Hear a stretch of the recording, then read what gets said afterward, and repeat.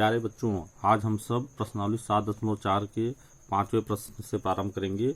यहाँ देखें, इंटीग्रेशन आप लिखा हुआ है 3x/1 + 2x⁴ dx।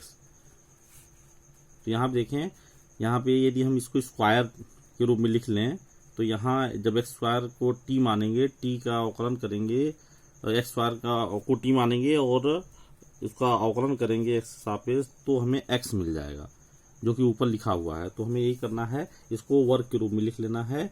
यहाँ देखें, 2 को क्या लिख सकते हैं, √2 का स्क्वायर लिख सकते हैं। तो यहाँ पे हमने √2x² का होल स्क्वायर लिख दिया और फिर √2, यहाँ पे देखें √2x को यहाँ पे हमने स्क्वायर को t मान लिया है, √2x² को t मान लिया है, √2x² को t मान लिया। तो x के सापेक्ष अवकलन करने पर क्या होगा, √2 कांस्टेंट बाहर हो जाएगा और x स्क्वायर क्या हो जाता है 2x, यहाँ dt/dx हो गया। यहाँ पे देख रहे हैं x dx, x को रोक लें और dx इधर आ गया तो ये dt/2 √2 आ गया। यहाँ पे x dx का मान यहाँ से हमें रखना है, x dx का मान dt/2 √2 लिख दिए और 1/1 प्लस ये देखें इसको t माने थे तो ये क्या हो गया t² हो गया। तो यहाँ पे क्या हो जाए, 3 बाहर चल रहा था, 3 कांस्टेंट था बाहर चल रहा था।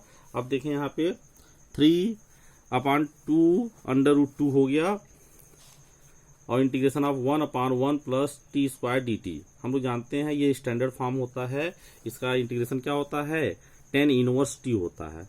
और ये कांस्टेंट समाकलन का ये समाकलन का हम लोग क्या कर लिख दिए, अचर लिख दिए। अब इसके बाद यहाँ पे t जो माने थे, t का मान यहाँ रख दिया गया।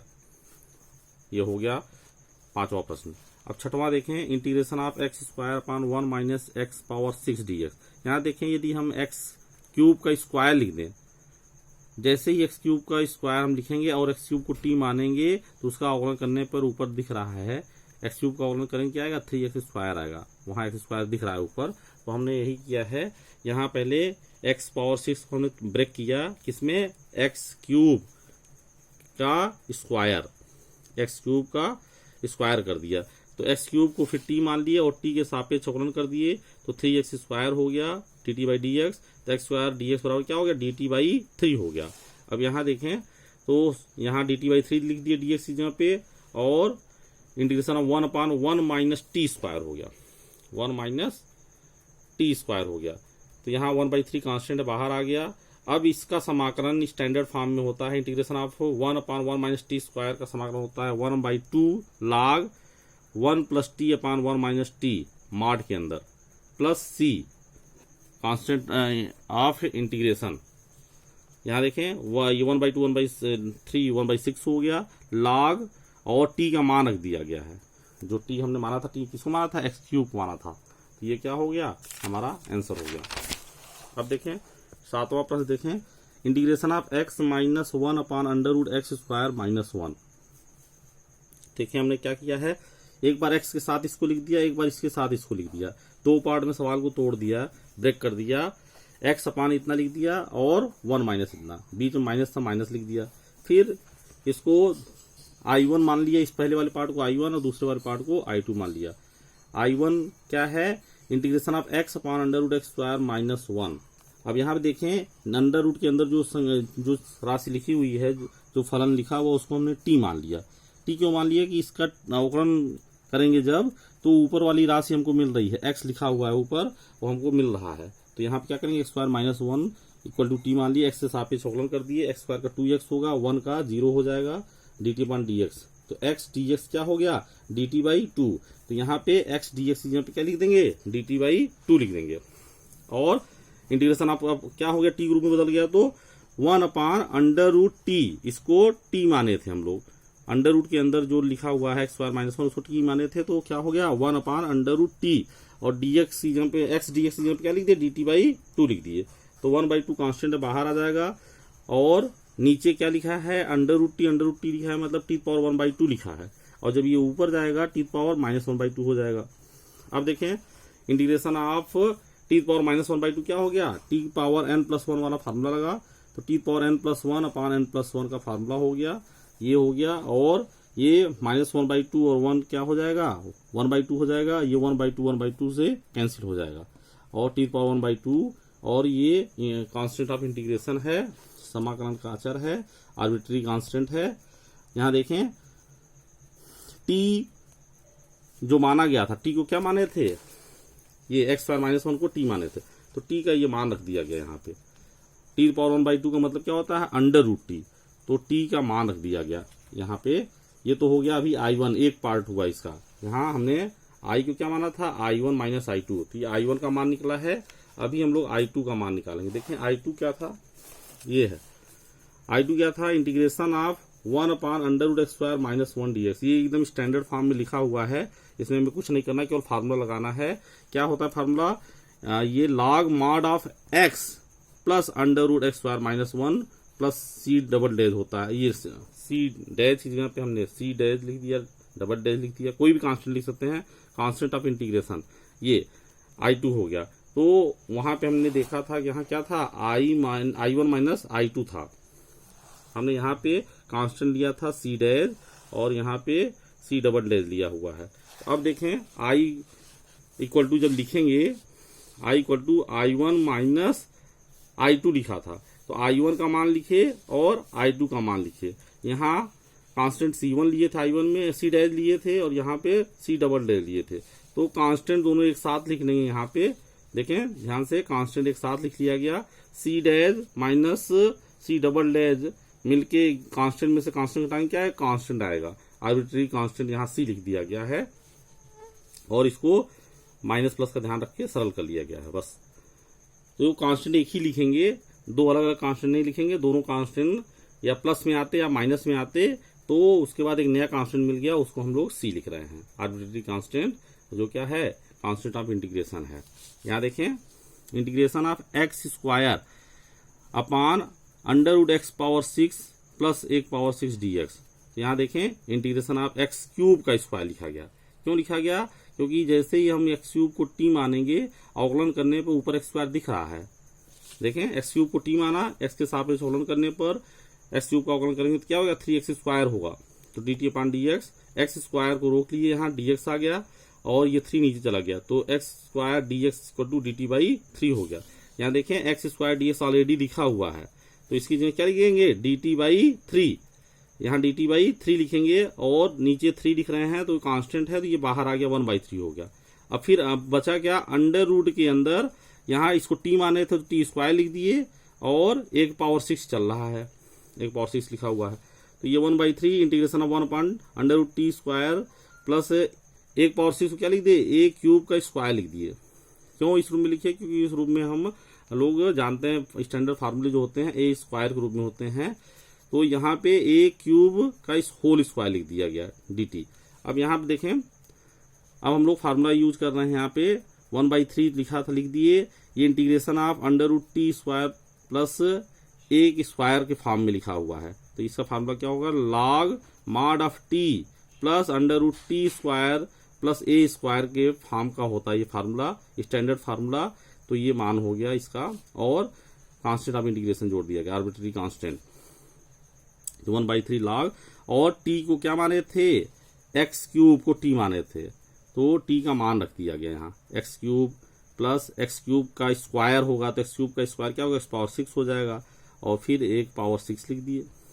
ये अपना काम बनाने के लिए हम इस रूप में चेंज किए थे कि स्टैंडर्ड फॉर्म में आ जाए। स्टैंडर्ड फॉर्म में बनाने के लिए हम लोगों ने a³ का होल स्क्वायर लिखा था, और ये इसका इंटीग्रेशन स्टैंडर्ड प्रमाणिक फॉर्म है, ये स्टैंडर्ड फॉर्म में ये है, integration of 1/√t² plus a² dt का फार्मूला ये है। देखें 9वां प्रश्न देखें, integration of sec² x upon √10² plus 4 dx। यहाँ देखें 10x को जैसे ही हम इसको t मान लें, देखें हम ऐसे पद को t मानते हैं जिसका अवकलन करने पर हमें अंश में लिखा हो, तो यहाँ देख रहे हैं 10x को t मानेंगे तो उसका अवकलन sec² x यहाँ पे लिखा हुआ है, तो 10x t मान लिए, और x के सापेक्ष अवकलन करने पे क्या हो गया, d/dx 10x क्या होता है, sec² x, और ये d x equal to d t हो गया। तो यहाँ देखें sec square x d x क्या लिख दिए, डी टी लिख दिए, नीचे क्या बचा अंडर रूट टी का स्क्वायर, 10x को टी माने थे तो टी का स्क्वायर और प्लस 4 क्या लिख दिए 2 का स्क्वायर लिख दिए अपने स्टैंडर्ड फॉर्म में बदलने के लिए। फार्मूला जिस रूप में हम लोग याद किया उस रूप में बदलने के लिए हमने 4 को क्या लिख दिया 2 का स्क्वायर लिख दिया। अब देखें लॉग मॉड ऑफ, इसका इंटीग्रेशन क्या होता है, log mod of t plus under root t square plus a square होता है। इसका इंटीग्रेशन क्या होता है, log mod of t plus under root t square plus a square plus c constant of integration जोड़ दिया गया और यहाँ पे देखें फिर टी का मान रख दिया गया। टी हम 10x को मान रहे थे, टी यहाँ पे क्या लिख दिए 10x लिख दिए। अब देखें 10वां प्रश्न देखें, integration of under 1 under root x square plus 2x plus 2 dx।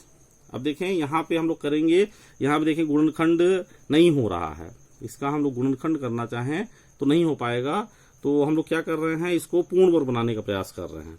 तो पूर्ण वर्ग बनाने के लिए क्या किए, x square plus 2x plus 1 लिख दिए, 2 को क्या लिख दिए 1 प्लस 1 लिख दिए। क्यों लिख दिए, क्योंकि ये इससे क्या हो जाएगा होल वर्ग बन रहा है। ये क्या है x प्लस 1 का होल स्क्वायर लिखा है, यहां से यहां तक ये क्या लिखा है x प्लस 1 का होल स्क्वायर लिखा है। हमने किया क्या, x square plus 2x plus 2 था तो इसका गुणनखंड करने की कोशिश की, गुणनखंड नहीं हो रहा है। गुणनखंड नहीं हो रहा है तो क्या करेंगे, इसके बाद पूर्ण वर्ग बनाने की कोशिश करेंगे। तो पूर्ण बनाने के लिए हमने 2 को क्या लिख दिया 1 प्लस 1 लिख दिया है। तो ये x square plus 2x plus 1 plus 1, तो यहाँ x square plus 2x plus 1 तक क्या हो गया, ये x प्लस 1 का होल स्क्वायर हो गया, ये प्लस 1 आ गया। अब देखें हम यहाँ x प्लस 1 को t मान लें तो ये स्टैंडर्ड फॉर्म बन जाएगा 1 under root t square plus 1 के रूप में आ जाएगा। तो इसका फार्मूला हम लोग जानते हैं, तो यही कर रहे हैं, एक्स प्लस 1 को टी मान लिए, एक्स सापेक्ष अवकलन कर दिए, एक्स का मान एक्स का अवकलन क्या होता है 1 होता है और 1 का अवकलन क्या होता है 0। तो यहाँ 1 आ गया d t by d x, तो dx equal to d t हो गया। तो ये dx यहाँ पे हम लोग क्या लिख देंगे dt लिख दिए और अंडर रूट में क्या हो गया t का स्क्वायर, इसको t माने थे तो t का स्क्वायर प्लस 1 हो गया। हम लोग ये स्टैंडर्ड फॉर्म आ गया, ये स्टैंडर्ड फॉर्म का फार्मूला होता है, हम लोग जानते हैं log mod of t plus under root t square plus 1 का स्क्वायर, ठीक ना, ये स्टैंडर्ड फॉर्म है। और ये कांस्टेंट ऑफ इंटीग्रेशन इसमें जुड़ गया।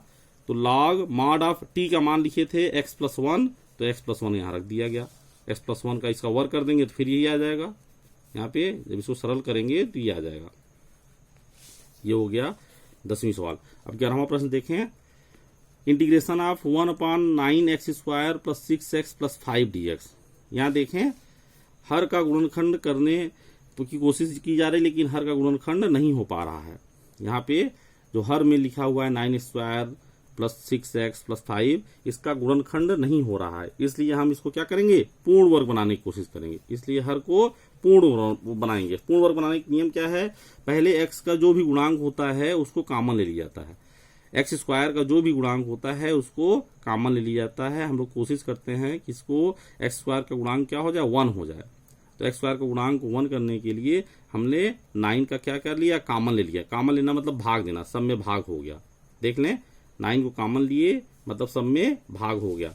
तो अब यहाँ देखें 9 यहाँ कॉमन लिए थे तो एक्स स्क्वायर प्लस ये कटने के बाद बचा है, कटने के बाद 2/3 बचा था x प्लस 5/9। तो देखें इसको हम लिखते हैं, हम लोग पूर्ण बनाएंगे कैसे, x प्लस a का होल स्क्वायर या x माइनस a का होल स्क्वायर। तो क्या होता है x का स्क्वायर प्लस a का स्क्वायर प्लस 2ax। देखें पूर्ण वर्ग दो तरीके, ये हम लोग जानते हैं फार्मूला कि x प्लस वाई का होल स्क्वायर इक्वल टू होता है x square plus 2xy plus y square.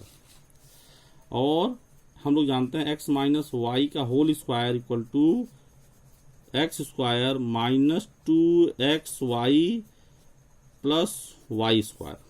देखें यहाँ पे, अब यहाँ पे देखें ये आया है हमारा एक्स स्क्वायर प्लस 2xy,